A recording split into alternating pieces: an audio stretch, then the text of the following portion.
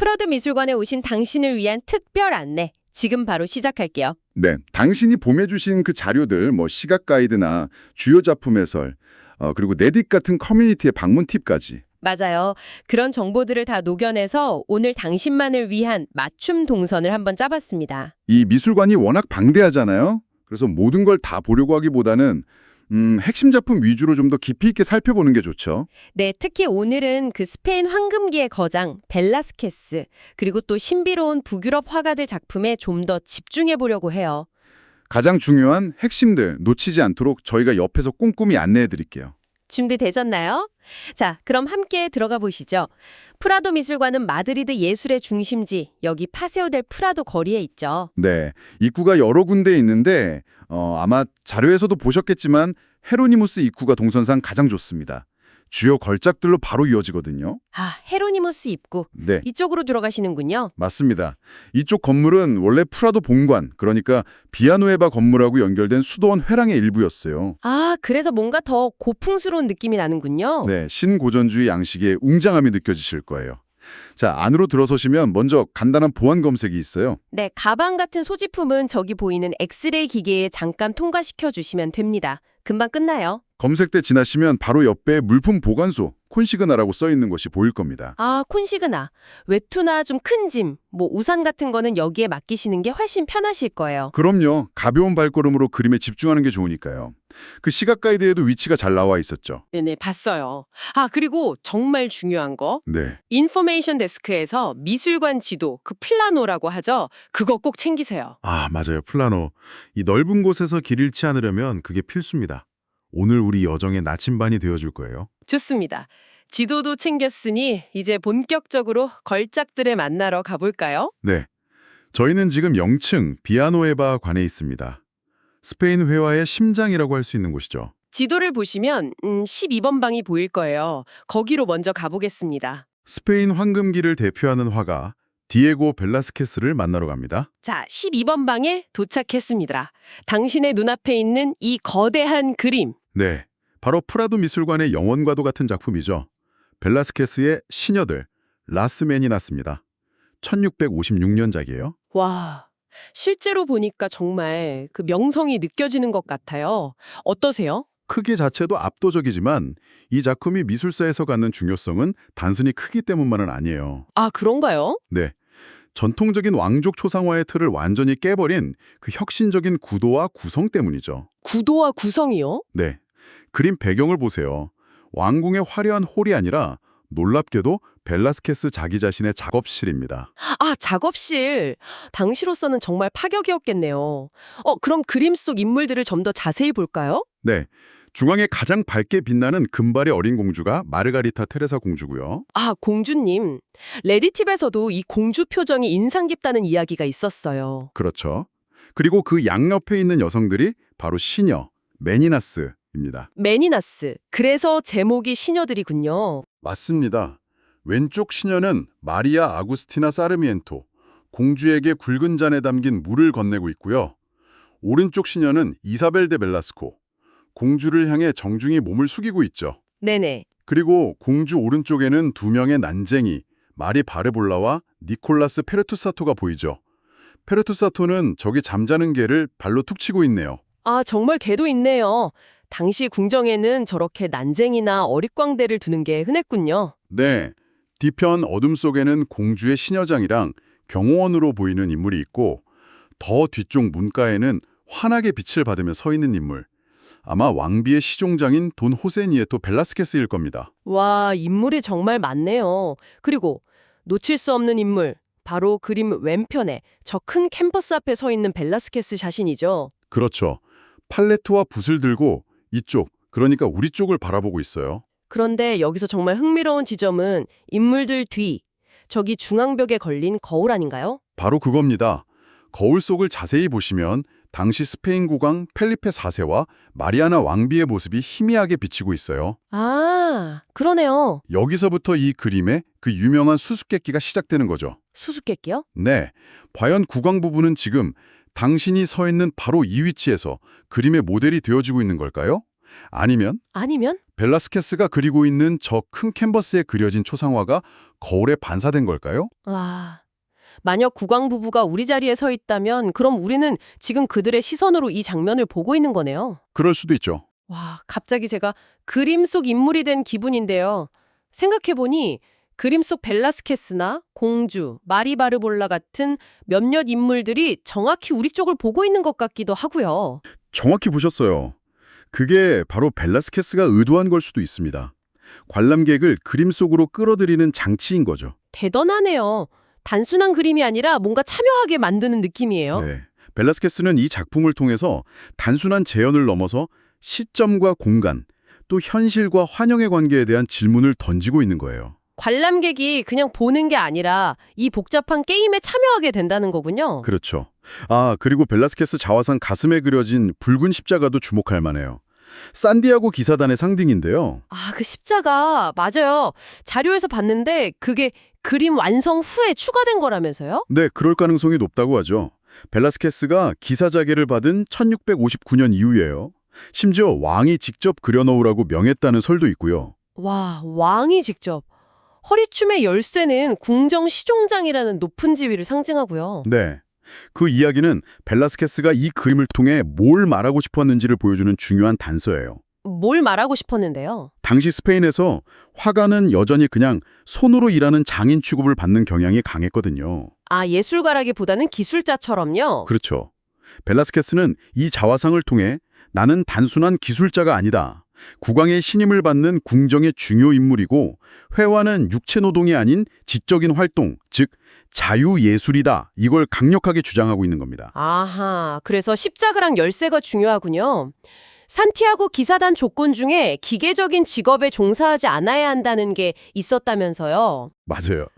그러니 이 십자가는 그에게 예술가의 사회적 지위 향상이라는 염원을 담은 상징이었을 거예요. 와, 정말 한 작품 안에 이렇게 많은 이야기와 장치들이 숨겨져 있다니 놀랍네요. 피카소가 이 그림에 완전 매료돼서 50점이 넘는 연작을 그렸다는 게 충분히 이해가 갑니다. 네, 미술사의 길이 남을 작품이죠. 자, 이 깊은 여운을 가지고 이제 다음 목적지로 이동해 볼까요? 좋습니다. 지도를 따라서 이번에는 북유럽 거장들의 방으로 가보겠습니다. 네, 루벤스나 반다이크도 근처에 있지만 오늘은 좀 더 특별한 세계를 만나러 가죠. 56A번 방으로 이동하겠습니다. 자, 56A번 방입니다. 와, 방금 본 시녀들과는 정말 분위기가 완전히 다른데요? 그렇죠. 아주 기묘하고 또 매혹적인 그림이 당신 앞에 펼쳐져 있을 겁니다. 네, 히에로니무스 보스의 쾌락의 정원입니다. 15세기 말에서 16세기 초에 그려진 걸로 추정되는 세폭 재단화 트립틱이라고 하죠. 미술사상 가장 해석이 분분하고 불가사의한 작품 중 하나로 꼽힙니다. 원래 스페인 펠리페 2세 국왕 소장품으로 저기 에레스코리알 수도원에 걸려 있었다면서요. 네, 맞아요. 그만큼 당시에도 중요하게 여겨졌다는 뜻이죠. 세폭 재단화는 보통 평소에는 닫혀 있다가 특별한 날에만 열리는 구조잖아요. 네, 이 작품은 그 닫힌 모습과 열린 모습이 완전히 다른 이야기를 들려줍니다. 닫힌 모습은 어떤가요? 지금은 열려있지만 자료에 보면 흑백톤의 그리자유 기법으로 그려준 세상 창조 3일째 모습이라고 뭔가 신비로운 분위기였을 것 같아요. 그렇죠. 자, 이제 마치 열리는 것처럼 상상하며 안쪽을 보시죠. 와, 정말 강렬한 색채, 그리고 수많은 디테일이 가득하네요. 네, 왼쪽부터 에덴 동산, 중앙의 쾌락의 정원, 그리고 오른쪽의 지옥. 이렇게 시간 순서대로 이야기가 진행된다고 볼 수 있죠. 아, 시간 순서대로요? 그럼 왼쪽 에덴 동산 패널부터 자세히 볼까요?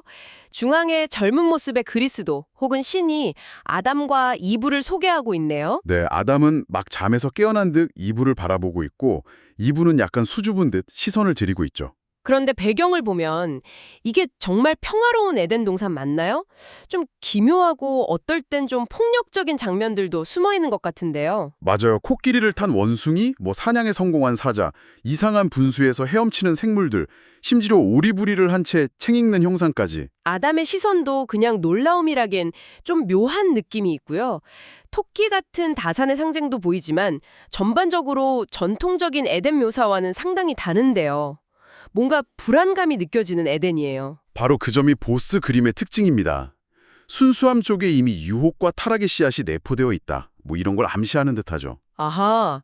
그럼 이제 중앙 패널, 이 작품의 제목이기도 한 쾌락의 정원을 볼까요? 네, 지평선이 왼쪽 에든 동산과 이어지면서 공간은 확장되는데 분위기는 완전히 달라집니다. 와, 정말 수백 명의 벌거벗은 남녀가 거대한 과일, 새, 기이한 건축물들과 뒤엉켜서 온갖 행위를 벌이고 있네요. 혼란스러우면서도 이상하게 매혹적이죠. 이들이 과연 죄의식 없이 원초적인 즐거움을 누리는 걸까요? 아니면 인간의 타락과 유욕에 대한 경고일까요? 글쎄요, 중앙 연못에서 목욕하는 여인들 주위를 온갖 동물을 탄 남사들이 빙글빙글 돌고 있고, 저기 커다란 딸기나 체리를 나눠 먹는 사람들, 유리관 속에 갇힌 연인들, 조개 껍질 안에 숨은 커플. 와, 정말 하나하나 뜯어보면 끝이 없겠어요. 네, 오른쪽 전경에는 털이 많은 원신 같은 무리도 보이는데 저들의 정체는 또 뭘까요? 그러게요. 신기하게도 이 패널에는 신의 모습이 전혀 안 보이네요. 그 점이 해석의 여지를 더욱 넓히죠. 신이 부재한 상태에서 인간들이 벌이는 이 축제가 과연 축복일지, 저주일지 이런 질문을 던지는 겁니다. 아, 그리고 마지막 오른쪽 패널, 지옥. 와, 이건 정말 앞선 두 패널의 화려함은 온데간데 없고 어둡고 참혹한 형벌의 장면들이 펼쳐지네요. 네, 귀 모양의 칼날에 찰리는 사람들, 새로 변한 악마에게 잡아먹히는 영혼들, 고문도구로 변해버린 악기들. 정말 섬뜩하게 묘사되어 있죠. 특히 저 중앙의 나무 인간 형상은 정말 귀괴하고요. 이 그림의 의미에 대해서 정말 다양한 해석이 있다는 걸 자료에서 봤어요. 전통적으로는 죄와 쾌락에 대한 경고, 그러니까 도덕적 교훈으로 읽혔지만 네, 그랬죠. 하지만 20세기에는 프랭커 같은 학자가 이걸 아담파라는 이단 종파의 순수한 낙원을 그린 것이라고 주장하기도 했고요. 아, 이단 종파요. 또 곰무리츠 같은 학자는 대홍수 이전 인류의 타락상을 묘사한 거라고 보기도 했다고요? 맞습니다. 보스는 뭐랄까 명확한 답을 주기보다는 상상력을 자극하는 수수께끼를 던져놓은 것 같아요. 그래서 수세기가 지난 오늘날에도 여전히 우리를 매료시키는 거겠죠? 네. 이 복잡하고 신비로운 그림 앞에서 당신은 어떤 이야기를 읽어내시겠습니까? 잠시 시간을 가지고 이 세밀한 세계에 빠져보는 것도 좋은 경험이 될 겁니다. 네, 참 이 작품은 나사오 가문의 헨리 3세가 주물했을 가능성이 높다고 하죠. 네, 그렇게 추정됩니다. 자, 보스의 이 강렬한 세계는 잠시 뒤로 하고 바로 옆방 55비방으로 발걸음을 옮겨볼까요? 좋습니다. 여기서는 또 다른 북유럽 미술의 거장, 독일 르네상스를 대표하는 알브레이트 듀러를 만날 수 있습니다. 네, 여기 알브레히트 듀러의 아담과 이브 두 점이 나란히 걸려 있네요. 목판에 유화로 그린 작품이죠. 네, 성경 속 최초의 인간인 아담과 이브가 거의 등신대로 그려져 있습니다. 이브는 뱀에게서 막 선악과를 받아들고 있고 아담은 그런 이브를 바라보고 있고요. 와, 방금 본 보스의 그 환상적인 세계와는 정말 완전히 다른 분위기네요. 그렇죠. 네, 완전히 다르죠. 뒤로의 작품에서는 극도의 사실주의와 정교함이 느껴집니다.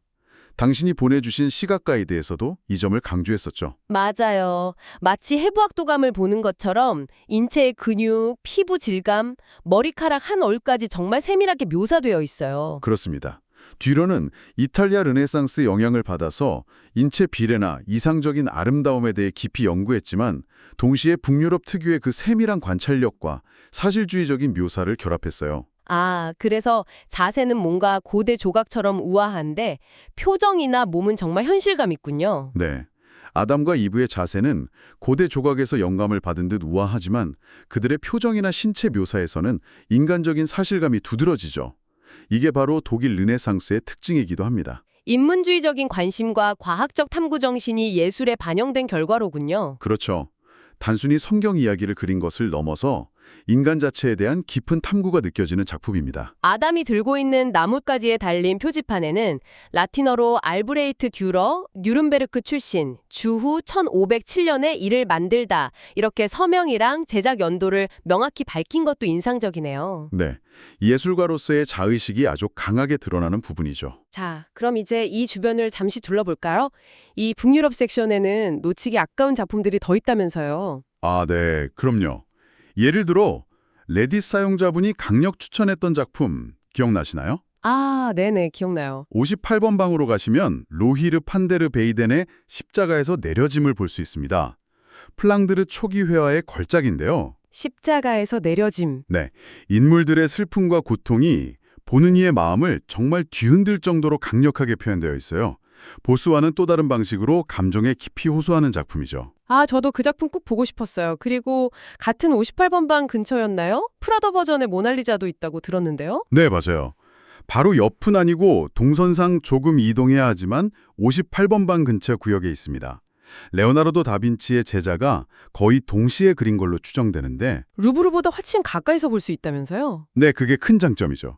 프라도 소장 버전은 배경이 더 선명하고 인물의 세부 묘사가 잘 보존되어 있어서 다빈치 공방의 작업 방식이나 당시 그림 기술을 연구하는 데도 중요한 자료가 되고요. 아, 덜 붐비는 환경에서 차분히 감상할 수 있겠네요. 이것도 레디팁에 있었죠. 네, 그리고 물론 엘 그레코의 독특한 작품들이나 고야의 방대한 컬렉션도 빼놓을 수 없죠. 맞아요. 특히 고야의 검은 그림 연작은 1층, 그러니까 그라운드 플로어에 따로 전시되어 있으니 시간이 괜찮으시다면 꼭 내려가 보시길 권합니다. 정말 강렬하고 충격적인 경험이 될 거예요. 와, 오늘 정말 벨라스케스의 그 지적인 구성과 예술가로서의 자아의식부터 시작해서 보스의 환상과 상징으로 가득 찬 세계, 디러의 정밀한 사실주의와 인간 탐구, 그리고 판데르베이덴의 깊은 감정 표현까지 정말 다채로운 예술의 스펙트럼을 경험했네요. 네, 맞아요. 각기 다른 시대와 지역의 거장들이 세상을 어떻게 보고 표현했는지, 또 그 그림들이 당시 사회와 어떤 관계를 맺고 있었는지 엿볼 수 있었던 것 같아요. 짧은 시간이었지만 정말 많은 것을 보고 느낀 것 같습니다. 네. 이제 남은 시간 동안은 자유롭게 더 둘러보셔도 좋고, 아니면 잠시 카페에 앉아서 오늘 본 작품들의 여운을 즐기셔도 좋겠습니다. 떠나시기 전에 이런 질문을 스스로에게 한번 던져보는 건 어떨까요? 어떤 질문이요?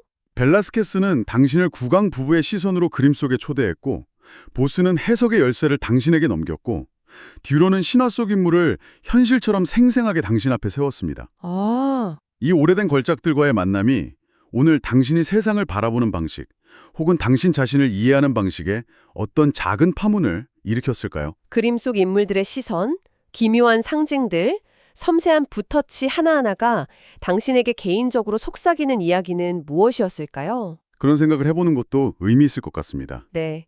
저희가 준비한 이 안내가 당신의 프라도 미술관 경험을 더욱 풍성하고 기억에 남게 만들었기를 진심으로 바랍니다. 남은 관람 시간도 즐겁게 보내시길 바랍니다. 아참! 그리고 나가시기 전에 레딧에서 세계 최고라고 극찬했던 그 기념품 가게 기억하시죠? 아, 네네. 나가는 길에 꼭 한번 들러보세요.